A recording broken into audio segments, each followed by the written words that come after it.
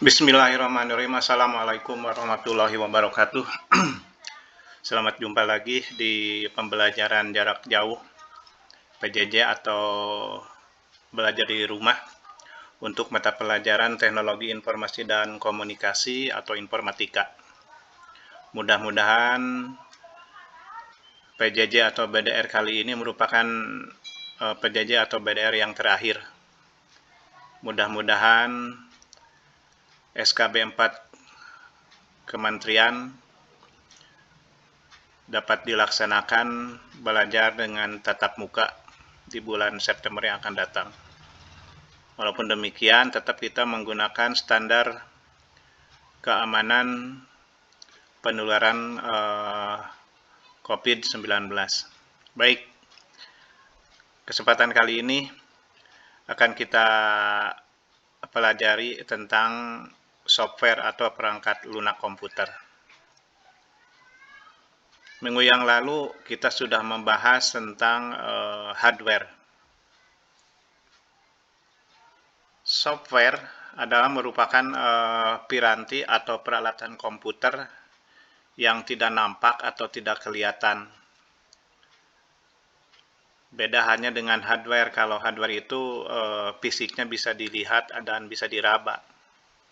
Sedangkan software tidak bisa dilihat pun tidak bisa diraba. Hanya dapat menghasilkan sebuah produk. Software ini bermacam-macam. Ada 3 macam jenis software. Ada software untuk sistem operasi atau OS, operating system. Kemudian ada software untuk bahasa atau language software. Dan ada software paket atau package software. Banyak sebetulnya ini disebut paket karena yang akan kita pelajari lebih lanjut itu program yang sederhana, software yang sederhana itu untuk mengolah data berupa kata, angka, dan sebagainya. Perangkat lunak, sistem operasi atau operation system, ini adalah program yang ditulis untuk mengendalikan kegiatan atau sistem komputer. Contohnya Windows, Linux, Unix, ataupun VMS. Ini semua merupakan sistem operasi dari komputer atau yang dikenal dengan nama OS. Perangkat lunak bahasa atau language software adalah program yang digunakan untuk menerjemahkan instruksi yang ditulis dalam bahasa pemrograman ke dalam bahasa mesin agar dapat dikenal atau diketahui atau dimengerti oleh komputer itu sendiri, sehingga komputer dapat melakukan pekerjaannya. Kemudian ada perangkat lunak paket atau package software. Adalah perangkat lunak yang berguna untuk menyelesaikan pekerjaan yang bersifat umum atau standar.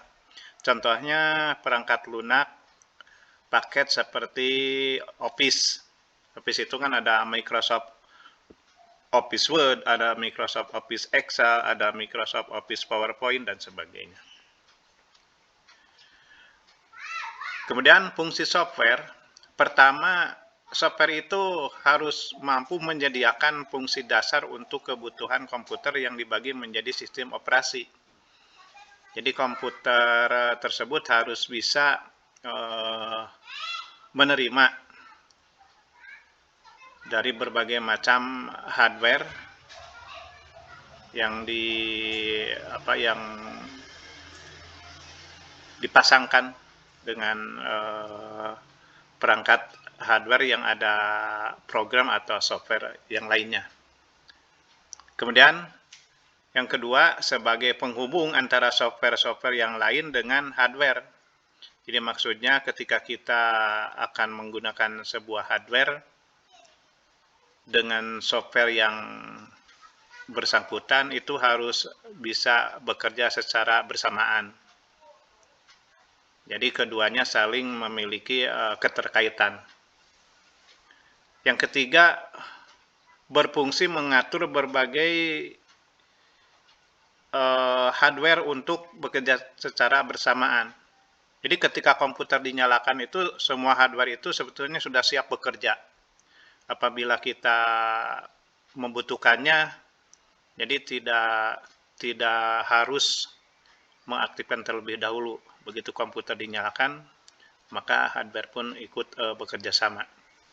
Yang keempat, sebagai penterjemah terhadap software-software yang lain dalam setiap instruksi ke dalam bahasa mesin, sehingga dapat diterima oleh hardware dan akhirnya bisa melakukan proses. Yang kelima, mengidentifikasi program. Di program apa yang dimasukkan ke dalam komputer itu bisa diidentifikasi. Ada yang bisa dijalankan, bahkan ada yang tidak bisa dijalankan. Seandainya yang tidak bisa dijalankan, mungkin karena tidak adanya software di dalam komputer yang bisa memproses atau bekerja sesuai dengan program yang dideteknya. Perangkat lunak berdasarkan sumbernya ada 5 macam. Ada yang disebut closed source, adalah software yang kode source-nya tidak dibuka untuk umum atau kodenya melalui lisensi. Jadi biasanya ini digunakan untuk keperluan-keperluan tertentu. Jadi tidak dibuka secara umum. Yang kedua, open source adalah software di mana kode programnya terbuka dan disediakan oleh pengembangnya. Jadi maksud terbuka di sini misalnya bisa dibagikan ke sebuah komunitas atau sebuah perkumpulan, tetapi dengan istilah yang disebut open source. Yang ketiga ada freeware, adalah software gratis yang dapat digunakan tanpa dengan batasan waktu tertentu. Biasanya kalau dikatakan gratis itu software-software yang merupakan versi-versi awal atau pertama, atau dalam tahap percobaan, sehingga nanti bisa dideteksi, diketahui kekurangannya seperti apa, lalu dikembangkan dengan versi-versi berikutnya. Yang keempat, shareware adalah software uji coba yang diberikan gratis dengan keterbatasan fitur-fitur tertentu. Jadi hampir sama ya. Jadi keterbatasan fitur-fitur tertentu, jika sebuah software kita jalankan, tulisannya, tampilannya ada, tetapi tidak bisa berfungsi. Itu mungkin dibatasi oleh pengembangnya, karena mereka juga punya hak cipta, bahkan harus kaitannya dengan komersial juga. Kemudian yang kelima, komersial software adalah software untuk tujuan komersial yang dapat dibeli kepada pengembangnya. Jadi dalam hal ini boleh dikatakan bukan lagi yang dinamakan gratisan atau free, di mana software ini memiliki lisensi yang kuat dan memiliki kode-kode atau istilahnya yang disebut untuk menjalankan software tersebut harus membeli lah, ya, harus membeli aktivitasnya, activity. Itu barangkali penjelasan tentang perangkat lunak komputer atau yang disebut dengan software.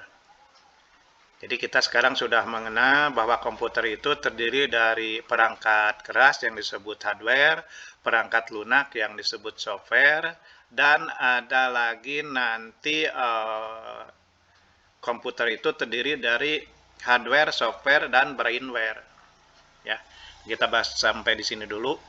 Penjelasan tentang software. Minggu depan masih ada software lanjutan.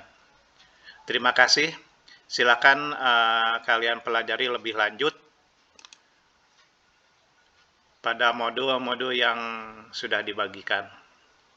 Tetap jaga keamanan penularan COVID-19. Billahi taufiq wal hidayah. Wassalamualaikum warahmatullahi wabarakatuh.